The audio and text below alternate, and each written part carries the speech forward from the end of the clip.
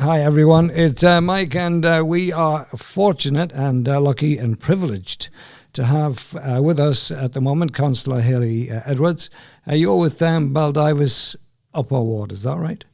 Yeah, so I represent Baldivis. Yes, okay, so come a little bit closer to the microphone, don't be scared. I'm a rookie. Yeah, it's not going to be karaoke, not just yet. And we've also got Laurie Drage with us as well. Laurie was here last week to talk about the statue, and he's back, so welcome back, Laurie. Well, would you like to have the microphone as well? Yeah, I'll grab one off the wall, mate. Yeah, there you go. So, essentially what we're going to be talking about, what we want to talk about and bring and highlight is the homelessness statue unveiling on the 18th. But I think what would be good is if we could just chat about the origins of this and Homelessness Week, because that's what it is at the moment. So, Hayley, I mean, as far as your involvement is concerned, I know that last year you did you slept rough that night, didn't you, or one night? So yeah. Tell us how that went and what's actually happened since then. Well, basically wanting to help raise awareness, obviously, of homelessness in general. That was part of the CEO Sleep Out we did in Rockingham. That was the first one, and it was a fantastic event. I think we raised for St Vincent's over $15,000 or $16,000. Wow, that's cool. And we went and slept rough for the night, and it was freezing and it was really hard just one night. Yeah. The cumulative effects of that, night after night that people experience sleeping on the streets it's incomprehensible. How hard it was for one night. Yeah, so and it puts it into perspective, doesn't it? It does. Yeah, I think being able to do that from an upper management perspective, it just gives people a kick up the bum, really. I mean, not you personally, but other people that can do, Absolutely. Because I know, Laurie, you spent time homeless as well, didn't you? So you know what it was like. Yeah, back when I first came home from overseas from Nam, it's spent time on the street, sleeping behind churches or behind hospitals, just finding a little cove to hide into. Yeah. I know what that's like. Yeah. So. And you take comfort in the smallest things as well. You mentioned the last time. I mean, I know it sounds humiliating, but when you want to find a durry, you go and you find one lying on the street, right? Oh yeah. Well, yeah. Even people, they still do it even today. Yeah. But they've come up with a name for it now. Have they? Yeah. They call it a bumper. Right. I don't know why, but they call it a bumper. So, it was that way when you needed a smoke and you got no money, and you just either bludge one off someone or find a half-smoked one and pick it up and smoke it. Yeah, so, no, that's it. Yeah. Wow. So, Hayley, when we talked about last year and doing the sleep out, has there been one scheduled for this year, or what's happened? No, we didn't organise one for this year, mainly due to COVID. Yeah, of course. Yeah. And just not really knowing what's around the corner. It seems like every time you plan something, we go into a lockdown. So this year, just coincidentally, has been in line with the unveiling of the homeless soldier. So we're going to putting our energy into that this year, and hoping this really raises the profile of homelessness, but not just homelessness in general, but especially veterans. For veterans as well. For veterans, yeah. Because it's interesting. I mean, you look at the statistics, over 9,000 people homeless. We had one person passed away last week or the week before in Perth? Last week. All right. I mean, and that was a young girl, I believe. No, you can't legislate for that, or can you? I mean, we've got to eradicate it somehow. Yeah, it's such a complex issue. Yes. There is not one solution. Every individual on the street has a reason for being there. So having a blanket approach for everyone is really challenging, and it's obvious how challenging it is, because there's still people on the street. The problem isn't solved. It's going to get worse. Yeah. It's going to get worse. And I think I mean, this last year, especially with COVID, you've seen a big downturn as far as family life is concerned, working life. I know that personally people who have lost relationships and stuff like that. So again, these tend to get to the point whereby you just don't know whether you can go on, and you end up homeless. So absolutely, homelessness is a very big problem, and one of the other problems that we do have is there's a lot of people getting out there and they're saying this and saying that. They say they help, but they don't. They talk a lot, but they've never been out there on the street to even see a homeless person. And that annoys the hell out of me. Because I know a couple of people who brag about being out there helping the homeless. And all the time that I was out there with Owen looking after the homeless, I never seen any of them. Yeah. And I've talked to homeless people. Have you seen this person? No. Yeah. Have you met this person? No. They don't know.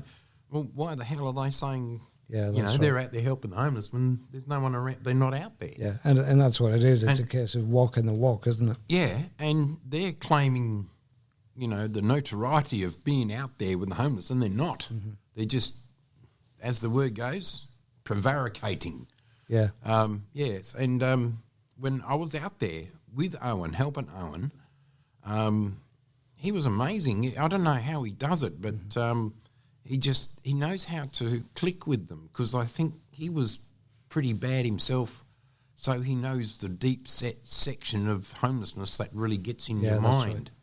So he can sort of relate. Yeah, and that's exactly what it is. It's his relation, being able to relate to it, but also the fact that he pulled himself out of it as well. Right? Oh yeah, he pulled himself out. He's heading hammer and tong now all the way along. That's blacksmith talk, hammer and tong. So he's getting well. And then because we were so frustrated about homelessness and all that sort of stuff, and then seeing veterans out there in amongst us, I asked one veteran once, I said, "Why are you here?" And he goes, "Well, I lost my family, I lost my home, I lost everything." I said, "Well, what caused it?" And he says, "Well, once you start going down the drinking side of it, then you get into the drug side of it, and then you get into the stealing side of it. You see, it sort of just continues on and just keeps going around and round in circles, Yeah, no, exactly. And when you try to get out of it, you just get pushed back down again. And you're trying to get a home and stuff. It's impossible. Yeah. It's even worse now that the people who own the houses aren't renting and then put the rents right up. So you can't get people into houses like that either. So, so that's when Owen come up with a concept of doing a statue. Yeah, just to commemorate that side. That side of the homeless. Okay, so what we're going to do, we're going to come back to the statue for sure, because that is legendary. We've talked about that already. But for the new viewers, and because Hayley's here as well, I just want to talk about one point. With regards to the Homelessness Week, this week there was a consortium put together of a bunch of planners, and they were looking at trying to work out the best way of housing people. Yeah. I don't know if you had any involvement, Hayley, but you might have heard about it through the news and stuff. But again, I mean, this is what Laurie was saying. It's all very well talking about all of that and getting planners together, but then it's someone to provide the funding and the go with all to try and move it forward, right? Absolutely, and with all of those things, there are so many layers to it. Yes, exactly. So I'm a big believer on listening to people with actual lived experience. Yeah. Because they're the ones that know. Yeah. That's right. What they would feel like, when people on the street, the people that I've met on the street, that they don't trust people. Yes, exactly. So it's all well and good to go, hi, I'm so and so, I can take you here or there. They don't trust you. It takes time. Relationship building takes time. Yeah. And that's I know Owen is a guy that I know a lot of people trust on the street. Yeah, that's right. So that in itself is and he's a volunteer. That is really really powerful and helps a lot in our community. But our local government is now committing $150,000 for an assertive outreach worker in Rockingham. So I'm really hoping that will help and help people navigate their way off the street and seek assistance. That's the people that want assistance too. Yes, some people don't. So that's right. Yes, you're right. There's a lot of people who don't want to be in a home. They want to be on the street. they've tried and tried and tried. These people are just not interested in being on. They want to live on the street. That's the way they want, okay? And they transient to different areas. And then, like I said earlier, I said, you get these people who say they're out there to help, but nobody's met them, nobody's seen them. And they say about this, you know, and they don't understand that some of these homeless people want to be homeless, but there's a lot out there who don't. A lot of them want help. They're too frightened to ask for help because people have ridiculed them, knocked them down, ignored them, and totally treat them like a piece of, you know what, on the side of the road. And that has been the biggest problem. Yeah, of course it has, exactly. I think, as you were saying, Hayley, there is no one big solution. Right? There's so many layers to this, and what we've got to do is keep chipping away. Now, one of the aspects is getting publicity, and publicity, any publicity is good publicity. It's as simple as that, right? But some great publicity is what you guys have done with the homelessness veterans statue, because that celebrates the veterans, but it also celebrates homelessness as well. So do you want to talk a bit about that? Do you want to go? You're the master. Oh, okay. Well, I designed it and built it, okay? And it just every piece that I built and put into it is a homeless person, I call it. I said, oh, here's Jim, here's John, here's ladies, you know, there's a couple of lady pieces here, stick a couple of bits in there, you know, just, and weld this, weld that. And I said, you know, and I was saying to myself, you know, if I put a name on every piece, the statue would be as big as a bus. Yeah, of course it would. Every homeless exactly. person out there. Yeah. But, you know, so I just plodded along and just every now and again, you know, I'd be welding or putting a piece in, I'd say, there's another person off the street or on the street, you know. And I just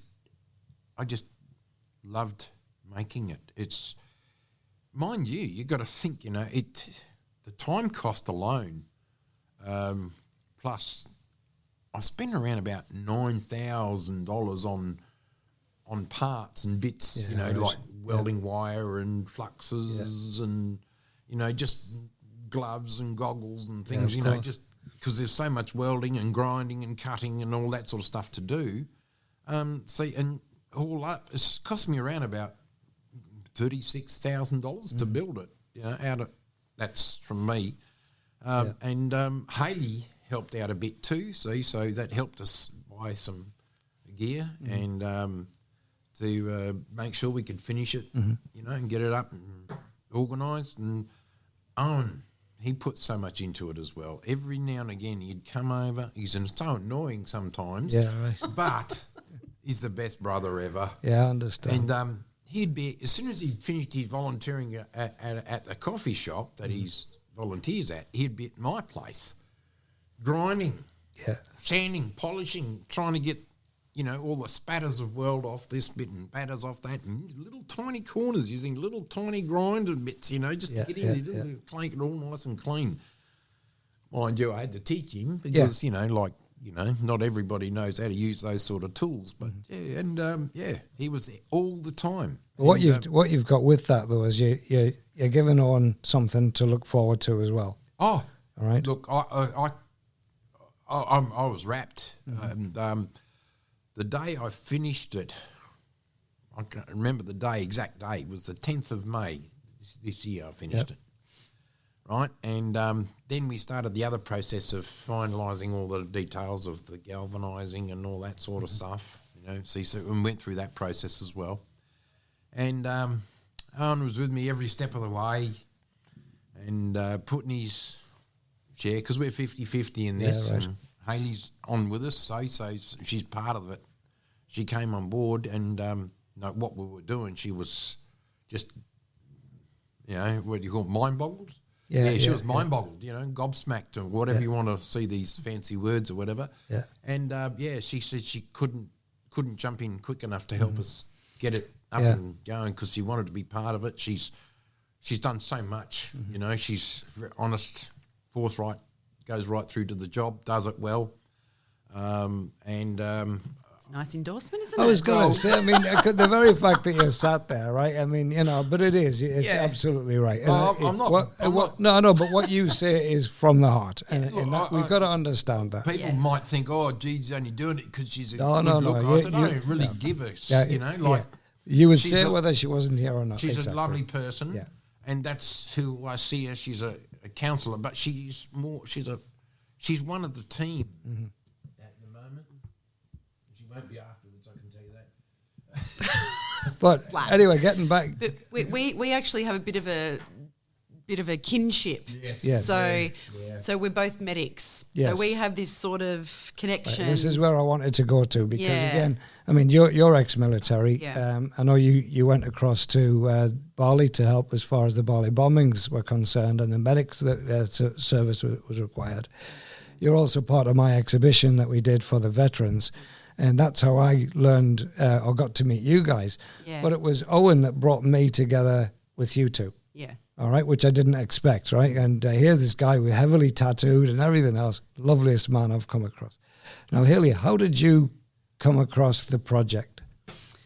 Well, it was probably about 2 years ago now at an Anzac Day. Oh, right, At an Anzac Day. So I've never missed an Anzac Day. Yeah. Never will. Either of my children. I think it's so important for kids to learn about the sacrifices that our service personnel have made. And I've always been passionate in that way anyway, having served, and I know all ex-military sort of feel the same. Yeah.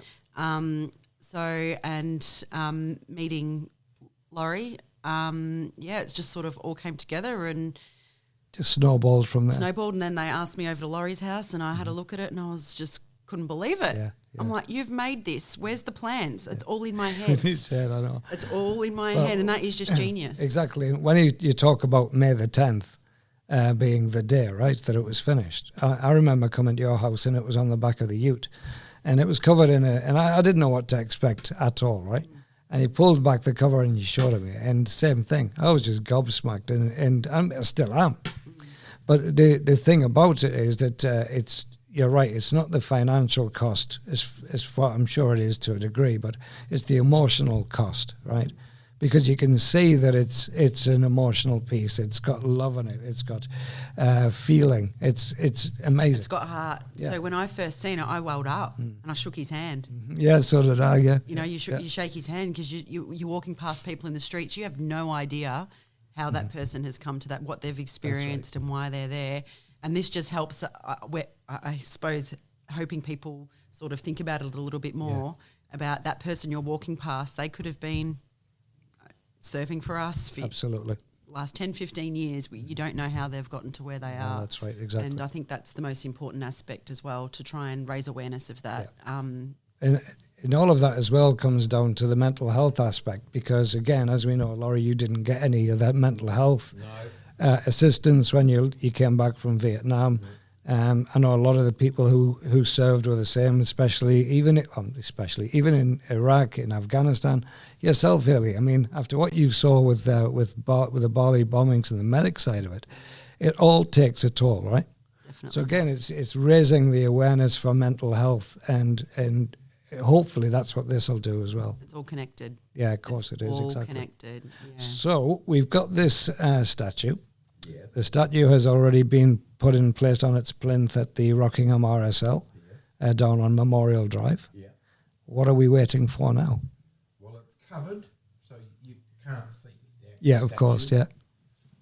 We are on the 18th of August, which is Vietnam Veterans Day.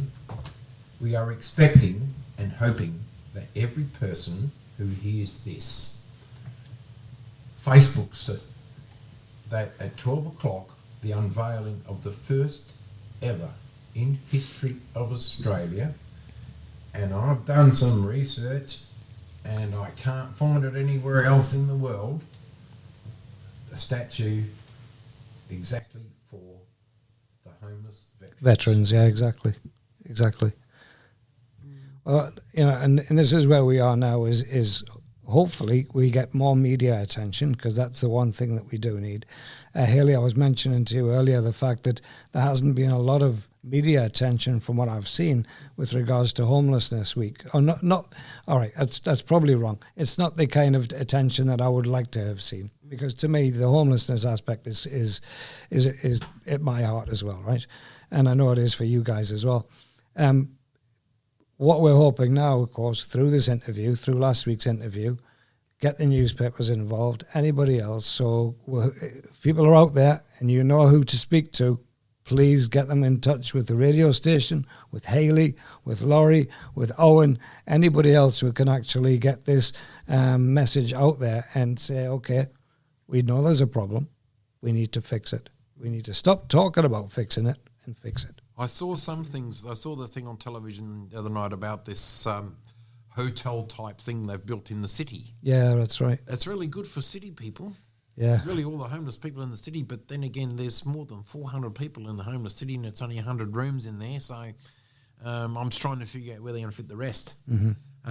And the guy was saying that they're going to offer each of them a chance to say yes or no. Yeah. Fair enough as well. And 5 minutes within the same story, they go and then they show a place called Tent City near Parliament House, which they've put up since the death of a homeless person. The girl, yeah. I understand that too, yeah, because homelessness just doesn't come from saying, oh, look, I can't afford the rent, so I'll go and live on the street. Yeah. Well, it's fair enough. That's one of them. Not just from that. And it's a huge decision to make. It is. I know for a fact Owen is right on the bones at the moment because he is supporting his daughter and all his grandchildren because they were made homeless not long ago. Yeah. And if they didn't have him.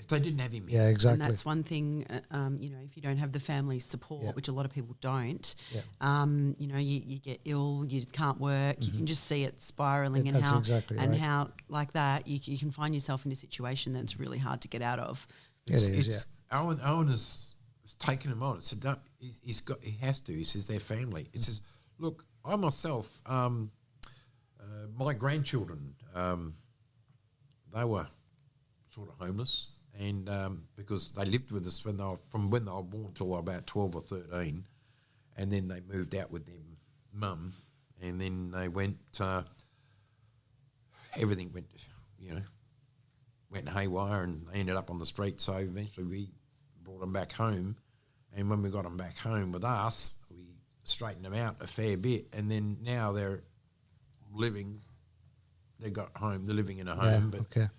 Not their own, but they're living in one, but at least they're not on the street. Yeah. And every family, we still support them if they need it. That's the whole point. It's family. Family's family. I don't care whether what you've done. It's the case of you are family. Respect the fact that wherever you are, there's going to be somebody worse off than you. Mm-hmm. And I've been down that track. I've seen people worse off than me, and I hate seeing that. And when I saw that thing on television the other night about this homeless guy is doing tours around Fremantle, I understand what he's trying to do, but you don't go and show where homeless people are going to nosh. That's exactly right. Yeah. And it's great to bring it up so people can actually see. Mm. But are those people going to do anything? Yeah, no, that's it. What are they going to do? Yeah.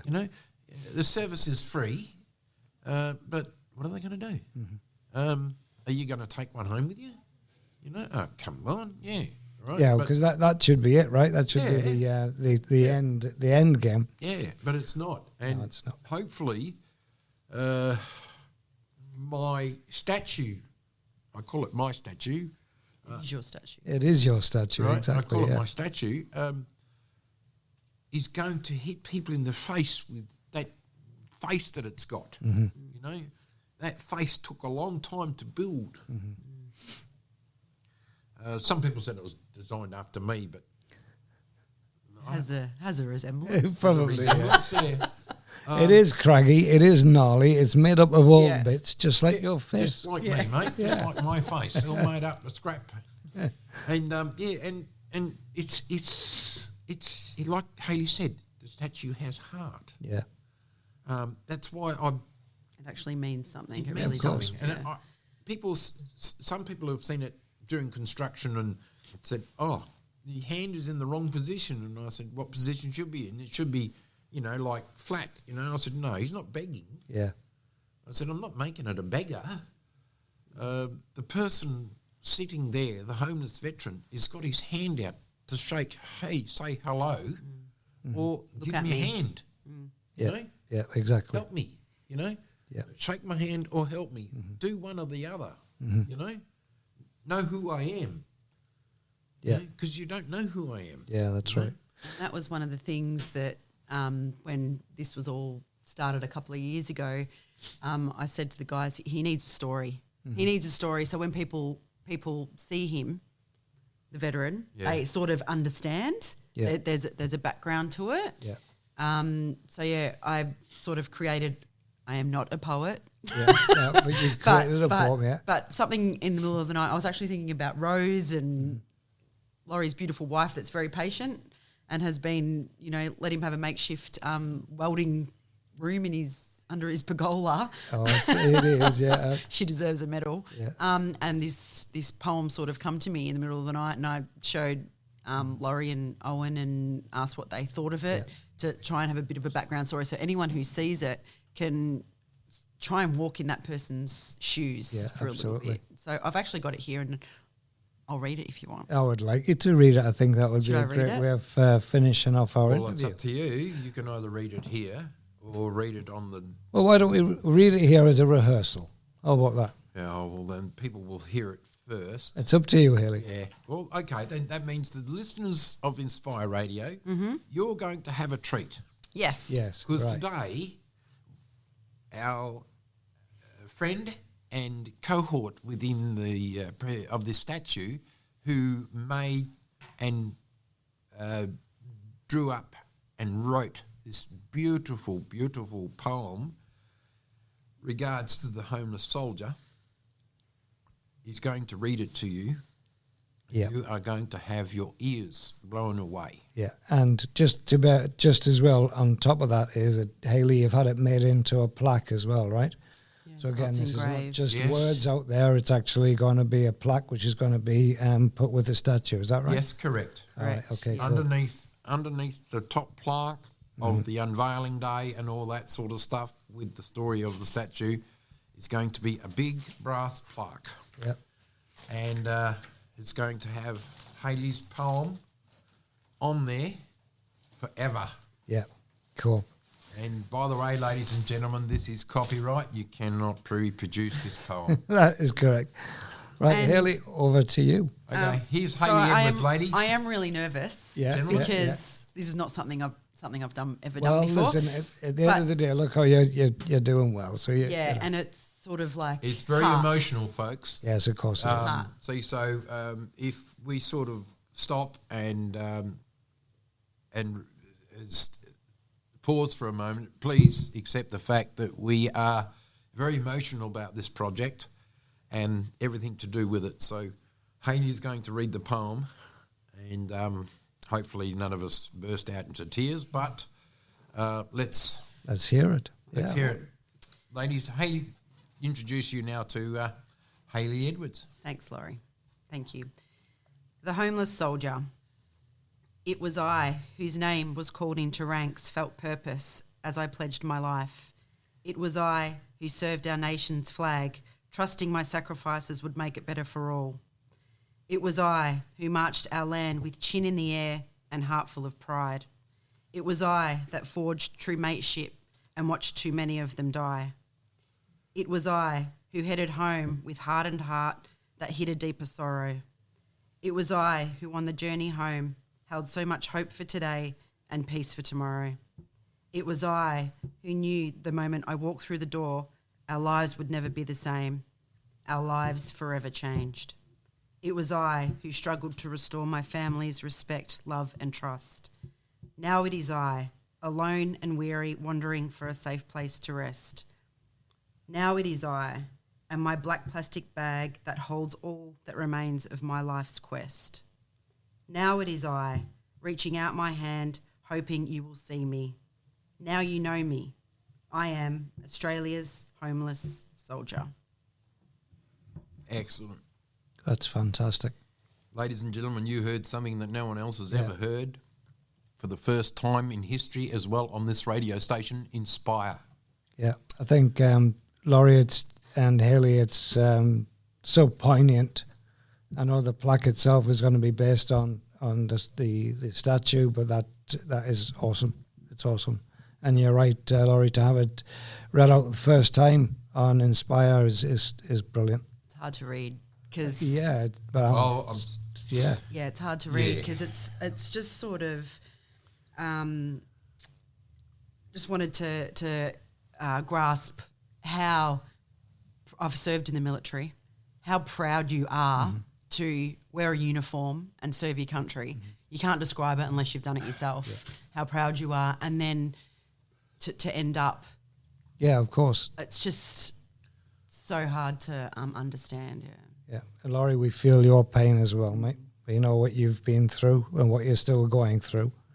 Hopefully, the unveiling of the statue is going to make it just a little bit easier for you, for everybody else who's been involved, but also anybody who comes into contact with it as well. Yeah. Well, I've got one small problem though, see, because now that I've finished it, my wife is getting me to do this work around the house.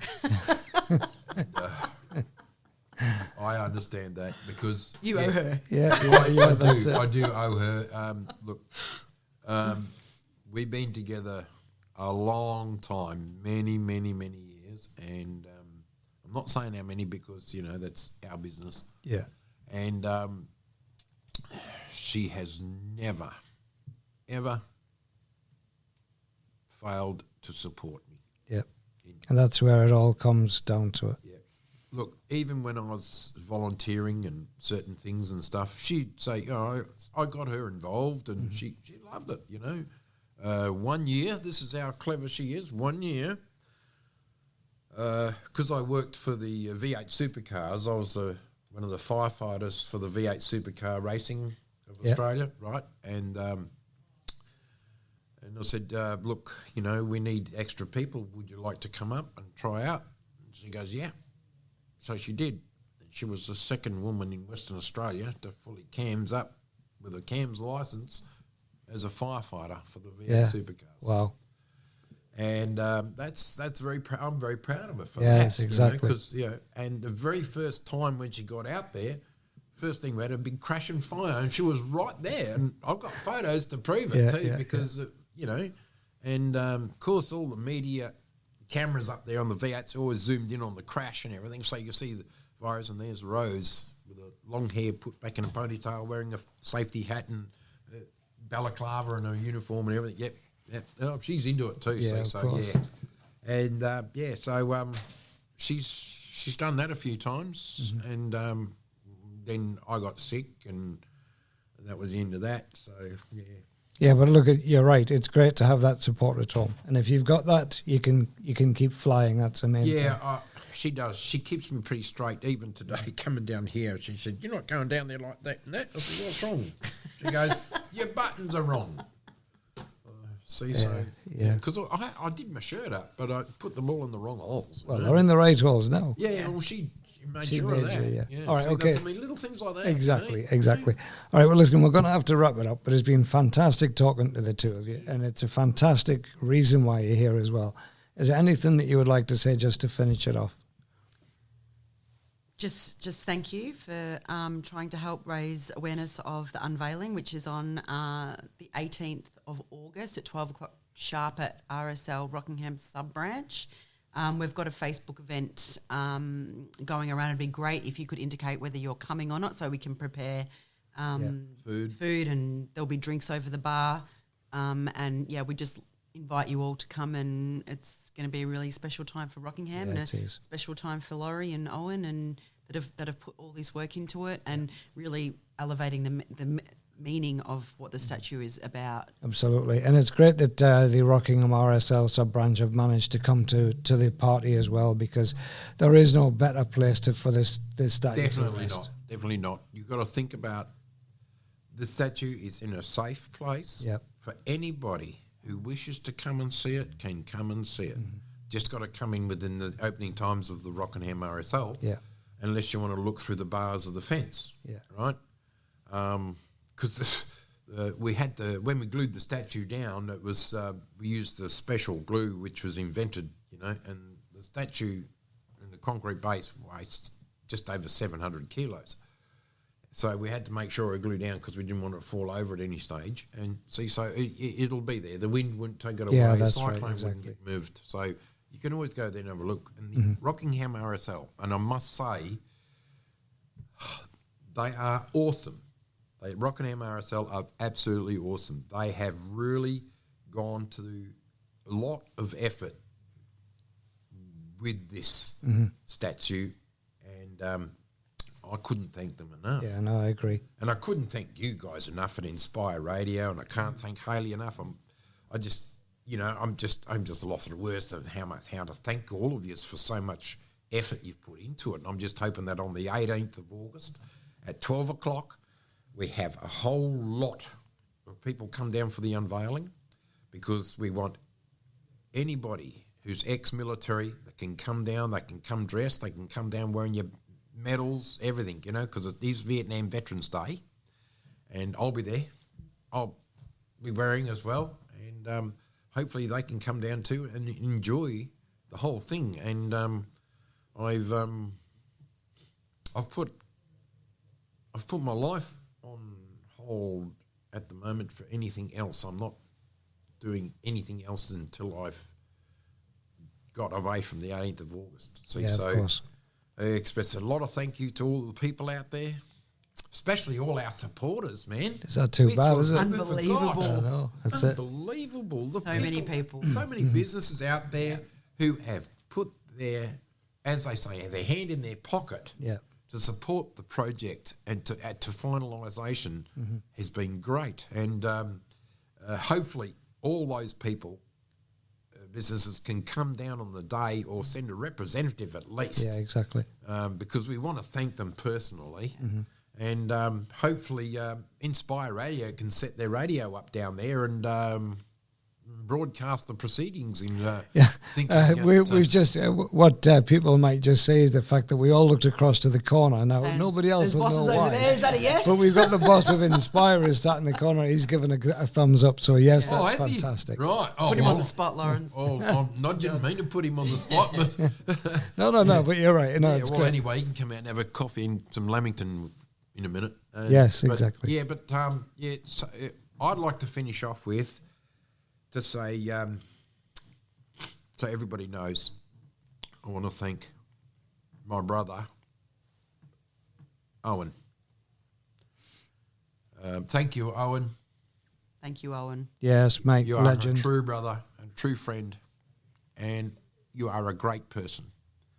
For a man to put all his life and money into his family, and anybody who is homeless, I'd rather go hungry than see them go hungry.